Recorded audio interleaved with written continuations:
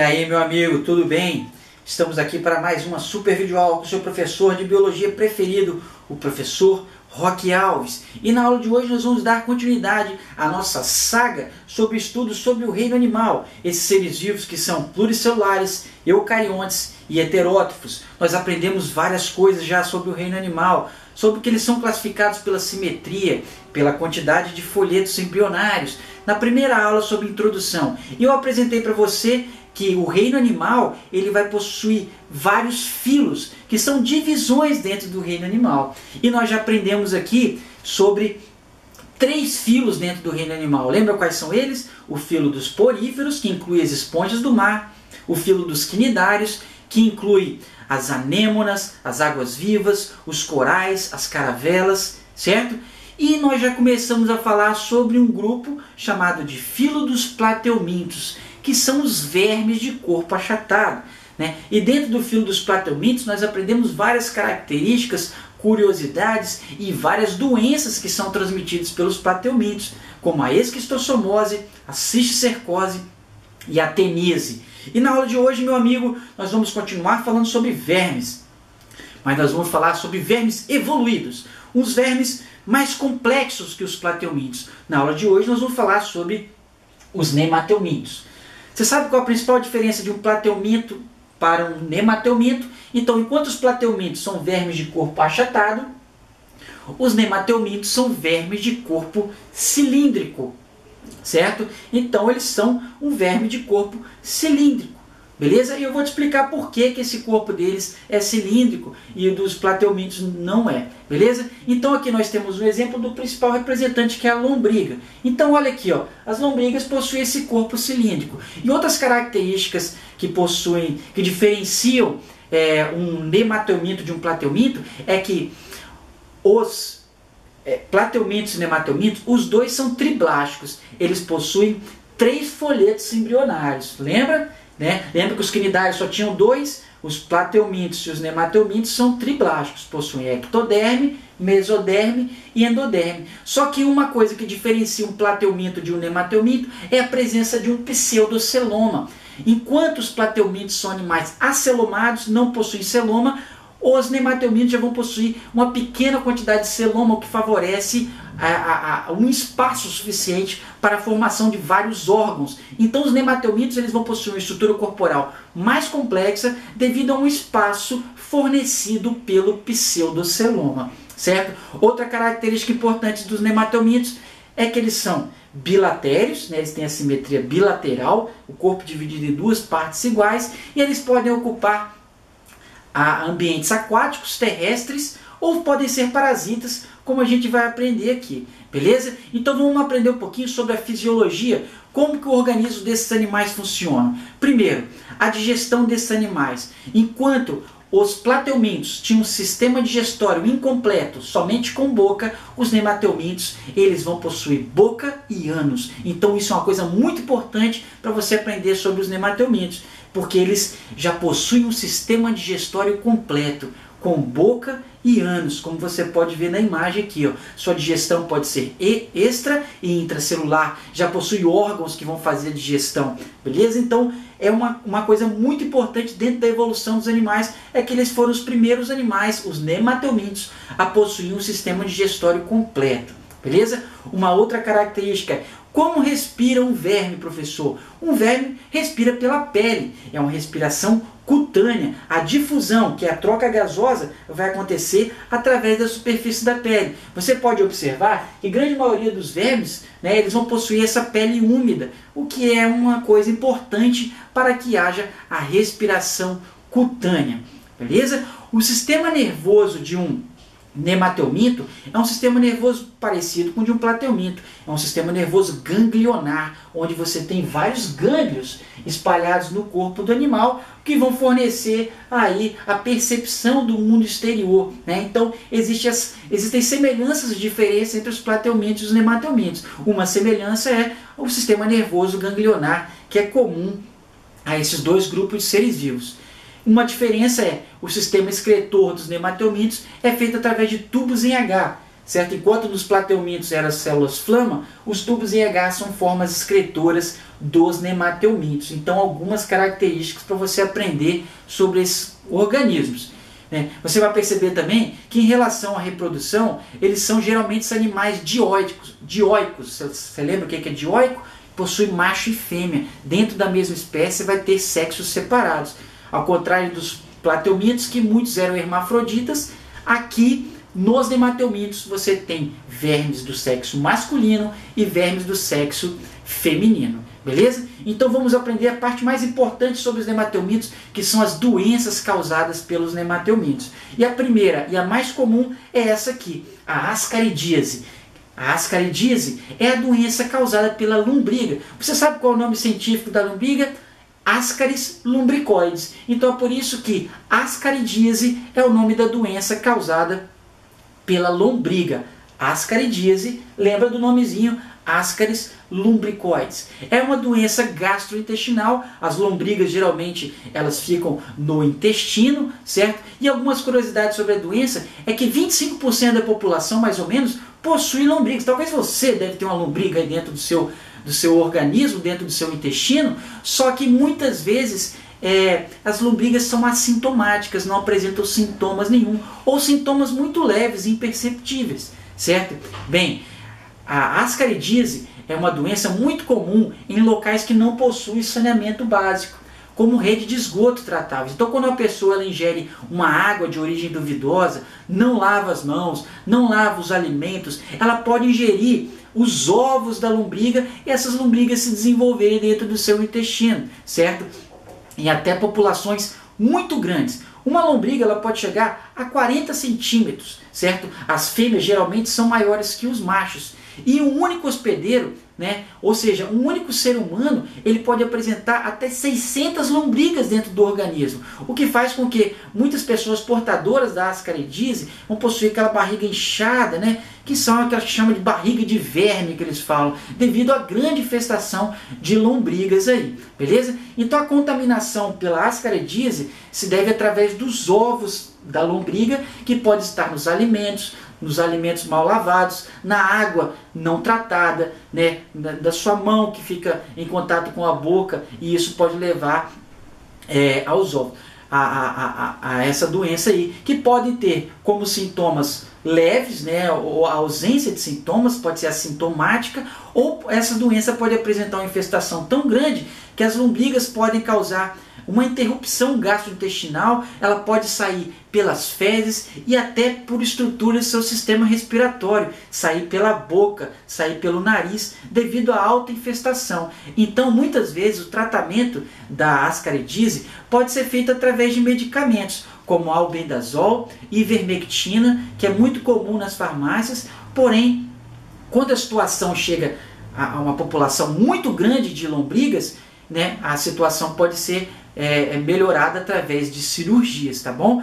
A ascaridíase não é só comum no ser humano, ela é presente em vários tipos de animais, como porco, cachorro, vários animais possuem a lombriga, beleza? E os sintomas da ascaridíase, como eu disse, podem variar, mas além de poder ser assintomática, ela pode apresentar febre, dor de barriga, diarreia, bronquite, esgotamento físico, porque você tem um verme dentro do seu organismo que está se alimentando do que você está comendo, certo?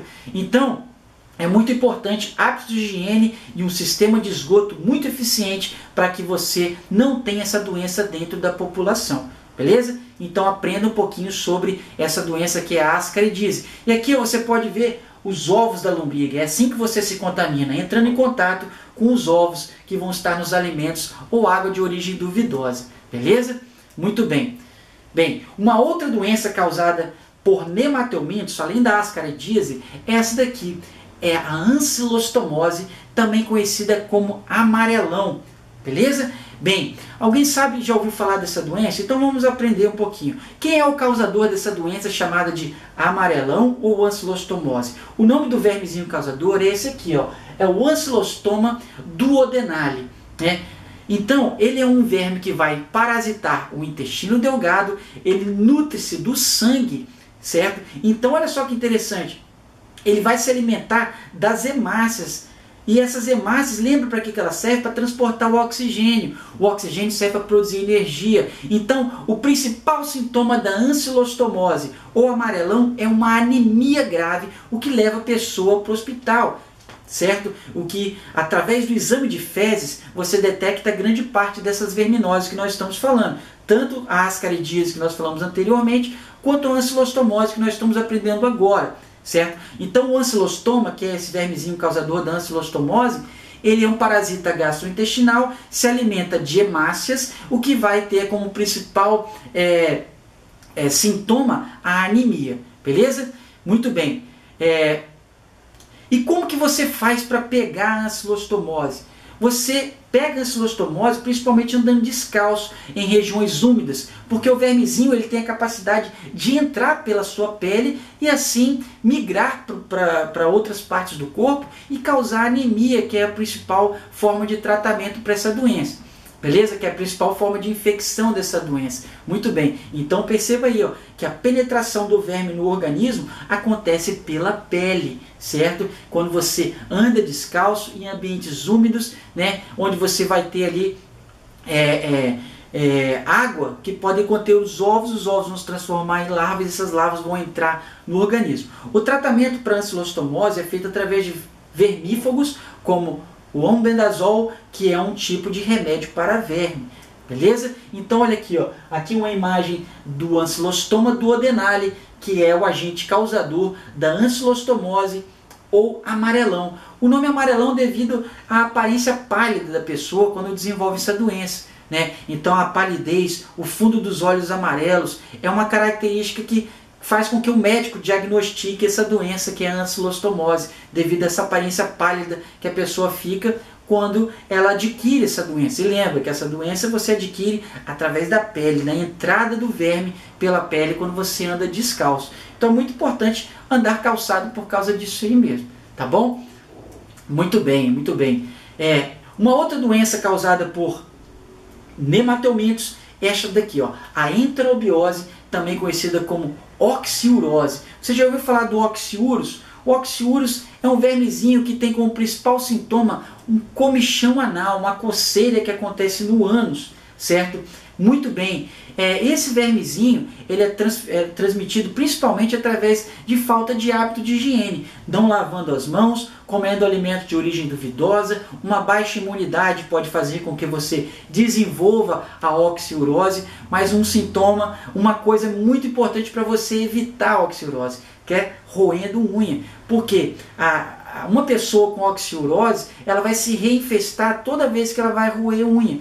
Porque os ovos do oxiurus ficam localizados próximo à região anal. Então quando a pessoa coça, certo? Ela vai depois roer unha e vai fazer uma autoinfestação. E os sintomas da oxiurose são esses, né? É uma coceira muito grande na região anal. Pode parecer engraçado, mas isso daí é um sintoma de baixa imunidade, é um sintoma que pode prejudicar muitas vezes crianças que passam muitas noites sem dormir por causa desse desconforto, certo? Então, o oxiurus é um vermezinho nematelminto causador da oxiurose, que é uma doença que causa um comichão anal, desconforto. É um verme que é dioico, né? Tem macho e fêmea, e geralmente à noite, quando a temperatura é maior, quando você está com cobertor, ele se movimenta mais, o que vai dar esse desconforto característico aí dessa doença, né? Uma outra doença causada por nematelminto é essa daqui, é a dermatose serpiginosa, conhecida como bicho geográfico. Essa doença é uma doença de pele, é uma dermatite, que é causada por um verme. Qual é o nome desse verme? O Ancylostoma brasiliense. Ele é do mesmo gênero lá daquele outro que causava o amarelão que eu acabei de falar, certo?